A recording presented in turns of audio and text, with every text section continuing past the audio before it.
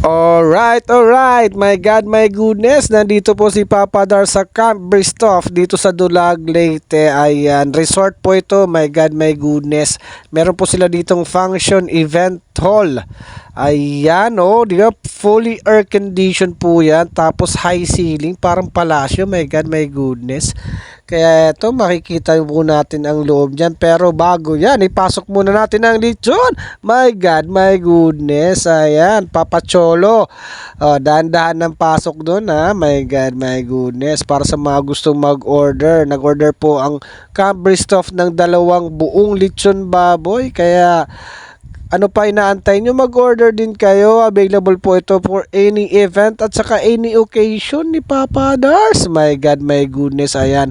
Pasok po Papa Cholo. Doon na po tayo sa may lagayan. Ayan. Saan po ilalagay ito ma'am? Ayan ha. Para sa mga gusto magpa-shoutout, mag-comment lang po kayo. My God, pwede ko yung i-shoutout sa susunod kong video. Ayan, inilagay na po. Ito po yung pangalawa. Ayan, my goodness. Teka lang, andyan na yung paklay mo, diba? Papa Cholo, diretso na tayo. Pangalawa na to Okay, pasok na po. Pangalawang lechon. My God, my goodness. Para sa mga gusto mag-order, just comment lang din po below. Para malaman nyo kung magkano to, edi i-comment nyo lang. My God, my goodness. Ayan, 2 lechon baboy yan. Ang ganda ng event hall nila. Ayan, high ceiling po yan. Fully air conditioned. At saka meron silang moon. Parang nasa twilight pa talaga. Oh, tingnan mo naman. Ang ganda ng venue dito. Ang luwag. My God, my goodness.